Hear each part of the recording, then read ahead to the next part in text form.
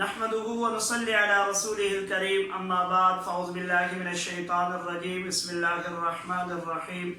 يا ايها الذين امنوا كتب عليكم الصيام كما كتب على الذين من قبلكم لعلكم تتقون صدق الله العظيم۔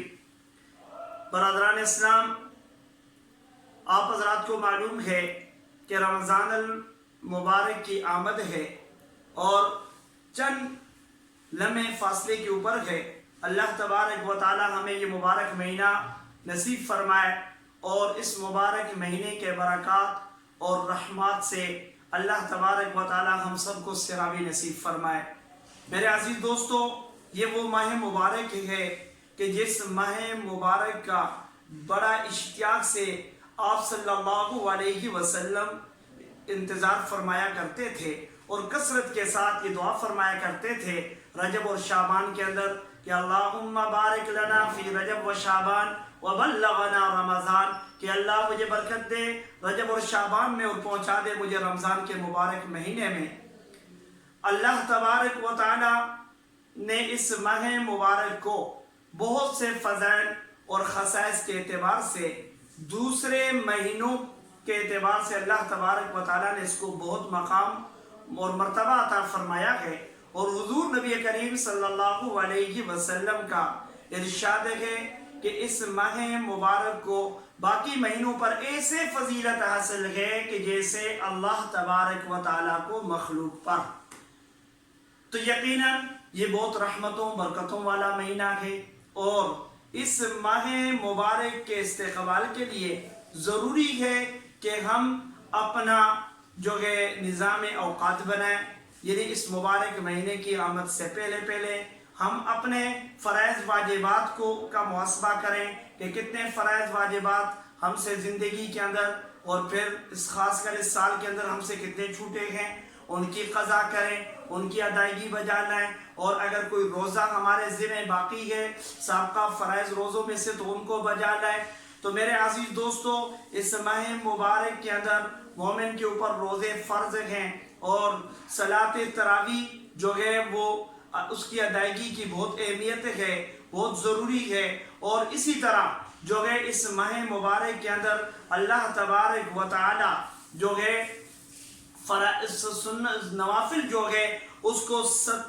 ایک نوافل جو ہے اس کو فرائض کے برابر اور فرائض جو ہے اس کو 70 فرائض کے برابر کر دیتے ہیں اس کا اجر اور ثواب کے اعتبار سے۔ تو لہذا یہ بہت قیمتی مہینہ ہے، اس کا ایک ایک لمحہ قیمتی ہے۔ یقیناً اس وقت دنیا جس صورتحال سے دوچار ہے وہ کسی سے بھی مخفی نہیں ہے، تو ضرورت اس عمل کی ہے کہ ہم اللہ تبارک و تعالیٰ کو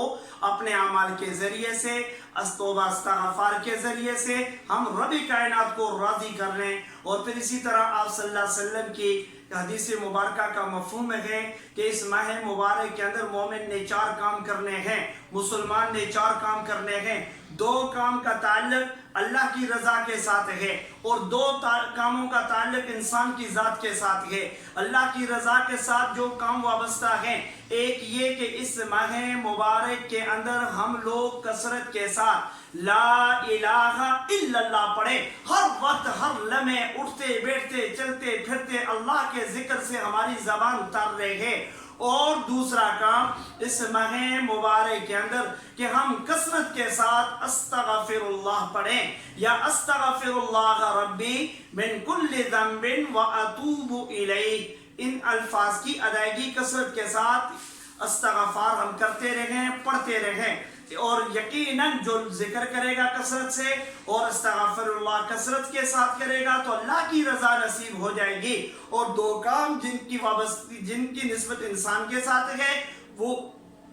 کیا ہے؟ وہ 2 کام یہ ہے کہ ایک ہم لوگ کثرت سے اللہ تبارک و تعالیٰ سے یہ دعا کریں، اللہ سے یہ التجا کریں کہ یا اللہ ہمیں جہنم سے پناہ دے، ہماری جہنم سے حفاظت فرما، ہمیں جہنم سے محفوظ فرما اللہ۔ اور یہ الفاظ بھی پڑھ سکتے ہیں اللہم انی اعوذ بک من النار، اور اسی طرح ہم اللہ سے جہنم کی خلاصی کا سوال کرتے رہیں۔ اور دوسرا جو کام اپنی ذات کے لیے ہے وہ یہ ہے کہ اللہ سے ہم جنت کا مطالبہ کریں کہ یا اللہ ہمیں جنت عطا فرما،